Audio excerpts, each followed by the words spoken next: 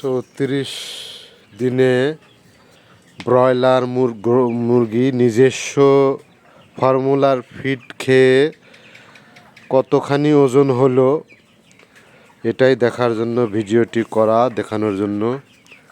আজকে আমি শেষ ওষুধ আমি ফিড তৈরি করব। বয়মগুলা প্রায় সব খালি হয়ে গেছে।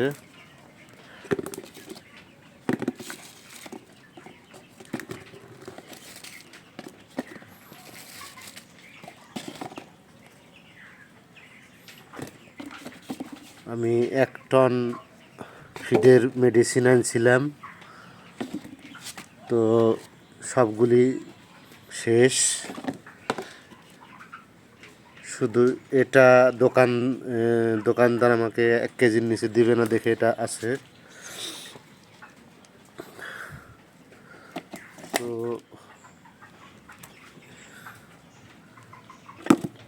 এটা একটা লিভার টনিক, ফিড গেট লিভার টনিক, একটা ভালো কোম্পানি ইম্পোর্ট করে এটা। আরও যে সমস্ত মেডিসিন আমি দেই সেগুলা আছে এখানে। তো এই হলো আমার ফিডের আপগ্রেড, আপনারা দেখতেই পাচ্ছেন। তারপরে গরমের কারণে সিস্টেম লস আছে। গরমের কারণে সিস্টেম লস বলতে কি 2 কেজি 570 গ্রাম নিজস্ব ফর্মুলার গোয়ার ফিড খায় 34 দিনে। সিস্টেম লস বলতে কি মুরগি প্রচণ্ড গরমের কারণে মোটামুটি 8 ঘন্টা খাদ্য খায় না, তো প্রতি 4 দিনে 1 দিন বাদ যাবে। তো আমি আশাবাদী ভবিষ্যতে শীতের মৌসুমে এটা আরও ভালো কাজ করবে, কারণ তখন গরম থাকবে না, তখন এটা ভালো খাবে, এটা লাগাতার খাবে। আর গরমের সময় যে খানিক পরে খাওয়া বন্ধ করে দিবে, খাওয়া বন্ধ করবে একবারে বিকাল 5টা 5:30 6টার আগে আর খাদ্যই খাবে না ঠিক মতো। তো এই হলো আমার মুরগির আপডেট, ফিডের আপডেট। নিজস্ব গ্রোয়ার ফিড, নিজস্ব ফর্মুলেশন, প্রথম ব্যাচ আমার করা, প্রথম এই ফিডটাই আমি শুরু করছি। আর ফিডের আইডিয়া আমার 2015 সাল থেকে ফিড নিয়ে কাজ করা, কারণ আমার এক সময় লেয়ার হাঁসের খামার ছিল। আমি হাঁসের খাদ্যটা নিজেই বানাইতাম। আমার খাদ্যের 140 গ্রাম খাদ্য খাইতো দৈনিক প্রত্যেকটা হাঁস। 140 গ্রাম খাদ্য খায় 95% ডিম পাড়ত আমার।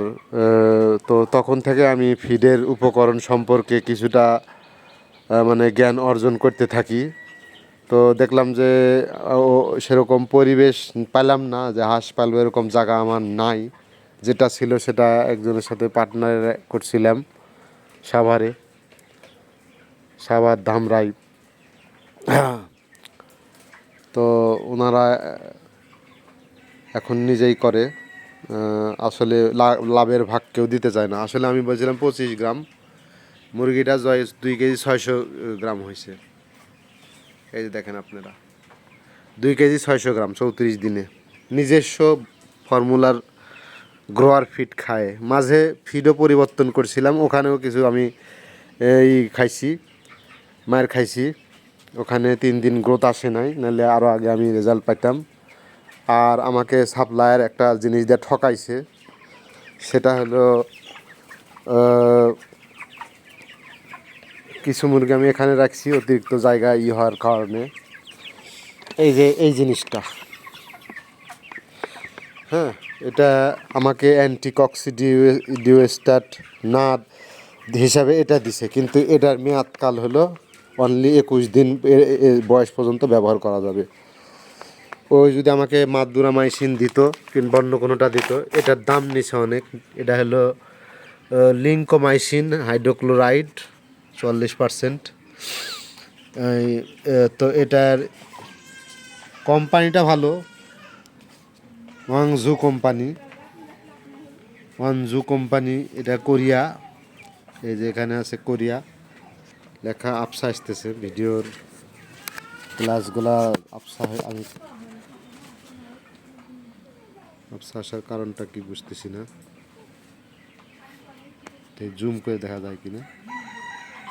যাই হোক, এটা কোরিয়ান একটা কোম্পানি। তো এখানে এটা ইনস্ট্রাকশন দেওয়া আছে 1 থেকে 3 উইক। তো এই হলো আমার এই 3 উইকের পরে আমি আর অ্যান্টিকক্সিডিওস্ট্যাট আমি ফিডে ইউজ করতে পারিনি, যার কারণে তখন আমি ফিডও চেঞ্জ করছিলাম একটা জিনিস ট্রাই করার জন্য। আসলে আমার এটা তো ট্রায়াল প্রজেক্ট, ফিডটাকে অ্যাপ্রুভ করার জন্যই, যে ফিডের গুণগত মান কীরকম। আমি তো ফিড বানাবো, 1000 মুরগির উপর তার পরীক্ষা করা যায় না। আমি 200 মুরগির উপর ট্রায়াল দিলাম। ভবিষ্যতে আমার বড় প্রজেক্ট হবে আশা, এটা দোয়া করবেন আপনারা আমার জন্য। আমি আশাবাদী যে আমি ভালো কিছু করতে পারবো। আল্লাহ তাআলা যদি আমার সহায় হন, যদি আল্লাহ তাআলা চায় তাহলে হবে, আল্লাহ তাআলা যদি চায় সেটা হবে। আর সারা পৃথিবীর মানুষ যদি না চায় আর আল্লাহ তাআলা যদি চায় ওটাই হবে। আর আল্লাহ তাআলা যদি না চায় আর সারা পৃথিবীর মানুষ যদি চায় তো ওটা হবে না। এই জন্য আল্লাহ তাআলার চাওয়াটাই হলো আসল চাওয়া। আমরা যতই চেষ্টা করি, চেষ্টা কোনো 2 কেজি 600 গ্রাম আমার সিস্টেম লস ধরি, তাতে দেখা গেছে যে 15 দিন থেকে খাওয়াচ্ছি, আজকে 34 দিন, তাহলে কয়তো 15, মোটামুটি প্রায় 19 দিন।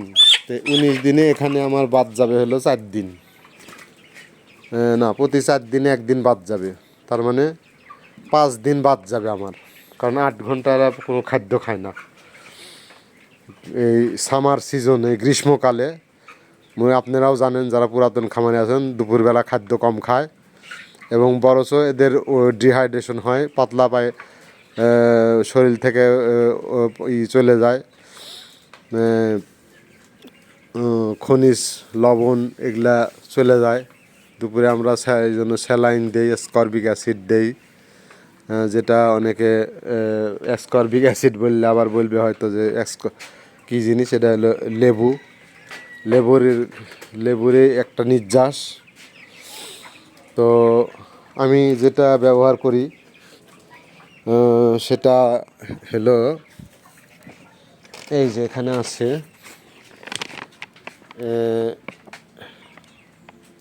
এটাতে হলো মুরগির স্যালাইনের কাজ করে, দুপুরে দেই এটা আমি একবার। প্রচণ্ড গরম হলে, বৃষ্টি হলে দেই না। তো এই হলো আমার ফিডের বর্তমান অবস্থা। এই যে এরা খাচ্ছে, মুরগি সুস্থ আছে। এই ফিডের সবচেয়ে আমি যেটা প্লাস পয়েন্ট দেখছি সেটা হলো মুরগি যে স্ট্রোক করে সেই জিনিসটা নাই। মুরগি যে স্ট্রোক করে গরমে, প্রচণ্ড গরমে, সেটা নাই। কারণ হিসাবে আমি একটা কেমিক্যালের টেকনিক্যাল ডাটা শিট আমি পাইছি। এই যে এই আইটেম, এটার ভিতরে একটা সোডিয়াম বেজ আইটেম আছে, যেটা ওদের হিট স্ট্রেস কন্ট্রোল করে। যার কারণে আমার মুরগি কোনো হিট স্ট্রেসের কারণে কোনো মুরগি স্ট্রোক করেনি প্রচণ্ড গরমেও। এই সাইডটা আমি আমি মানে ভালো পাইছি খুবই। আমার কাছে আমি যে কোনো জিনিস ব্যবহার করার আগে এর হলো কেমিক্যাল ডাটা শিট আমি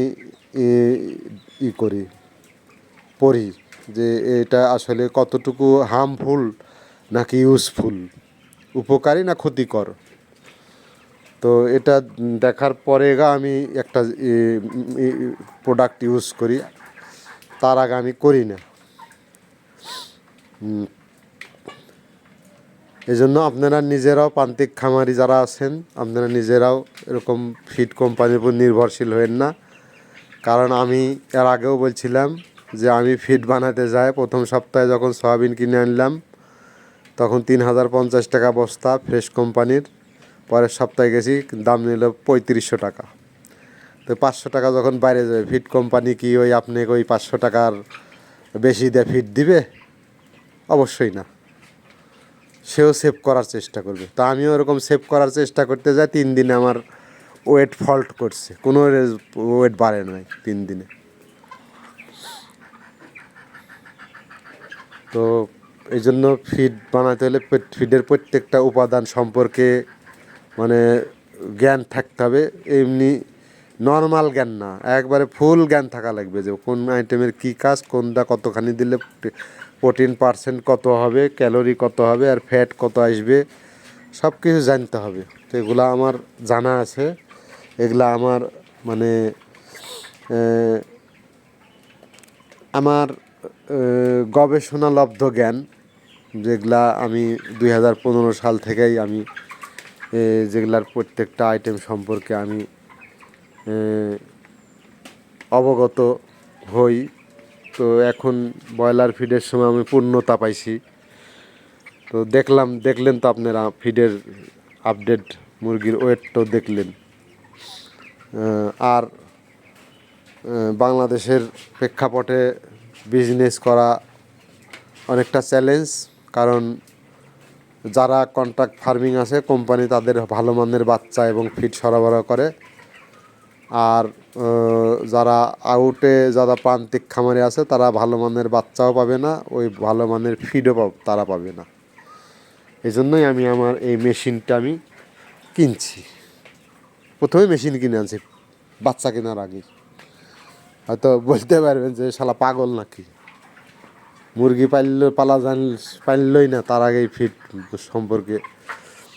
আর এই খাঁচায় মুরগি পালন একটু ঝামেলা, সেটা হলো ডেলি আপনার এই যে নিচে যে লিটার, এটা পরিষ্কার করে আউট করে ফেলাতে হবে। কিন্তু আমার কোনো সহযোগী না থাকার কারণে আমি এই যে সাইক পাশে জড়ো করি, বস্তায় ঢুকাইলে এটা আরও গ্যাস বেশি হয়, ওখানে আস্তে আস্তে পোকা এটা করে মলগুলা খায় ফেলে। তো আজকে ভিডিও এই পর্যন্তই। ভবিষ্যতে আমার ফর্মুলেশন সম্পর্কে আরও ভালো ধারণা আবহাওয়ার তারতম্য অনুযায়ী পাবেন, কারণ আমি আবহাওয়ার তারতম্য অনুযায়ী ফিড বানাইতাম হাঁসের জন্য। বয়স, আবহাওয়ার তারতম্য, তার ইমিউনিটি পাওয়ার সব কিছুই। আর আমি এখানে বেশি কিছু মেডিসিন আমার ব্যবহার করা লাগেনি, শুধু 20 দিনের সময় আমাকে ডিলার, আমার তখন 4টা মর্টালিটি হয়েছিল 4 পিস, তো আমাকে একটা অ্যান্টিবায়োটিক দিছিল, এই ব্যবহার করছি। আমি আলাদা এক্সট্রা কোনো ভিটামিনও খাওয়াই নাই, কোনো আলাদা কোনো কিছুই খাওয়াইনি। মাঝে মধ্যে এই স্যালাইনটাই দুপুরবেলা দেই। আর এই মুরগি বেশি গরমে 2 দিন আগে একটু হাঁপাচ্ছিল বেশি, তো ওর জন্য আমি একটা মেডিসিন ইউজ করছিলাম। তো মোটামুটি মুরগিগুলা অনেকটাই রিকভারি করছে।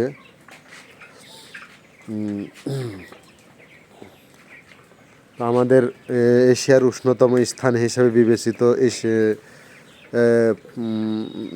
নাটোর জেলার লালপুর, ঈশ্বরদী লালপুর যে আছে, এটা হলো এশিয়ার উষ্ণতম স্থান। আমাদের পুঠিয়া থানা, রাজশাহীর পুঠিয়া থানা, এই লালপুর এই আশপাশেই, লালপুরের কাছেই। বানেশ্বর থেকে যাওয়া লাগে অল্প সময় রাস্তা। তো এশিয়ার উষ্ণতম স্থান হিসেবে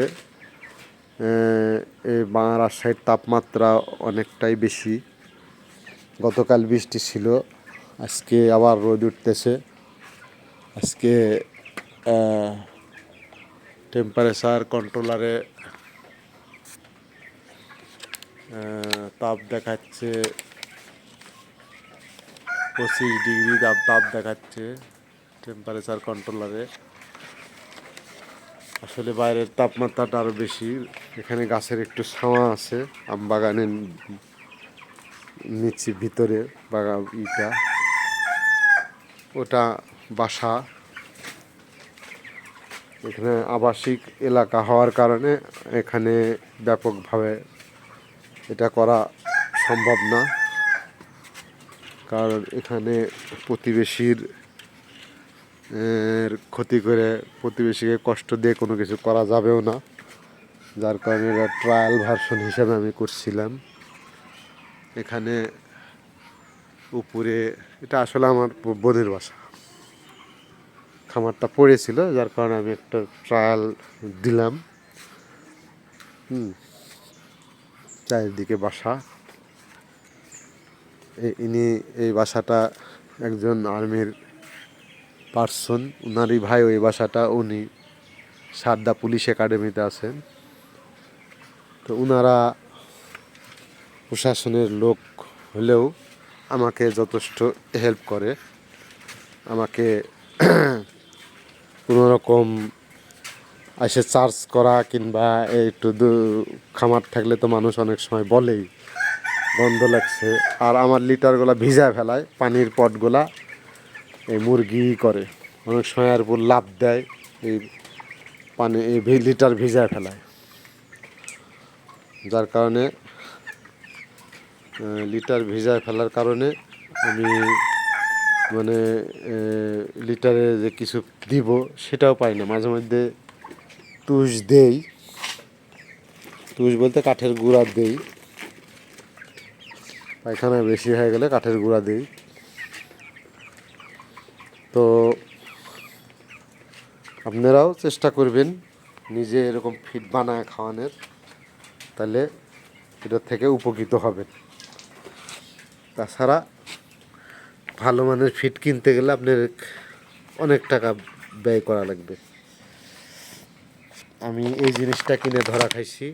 আমি 21 দিনের পর আর ব্যবহার করতে পারি নাই, যার কারণে আমার মুরগিতে আমাশা আসছিল। আমাশার ডোজ করতে যায় আমার মুরগির ওয়েট লস হয়েছিল। তারপরেও তো দেখলেন ওয়েটটা দেখলেন।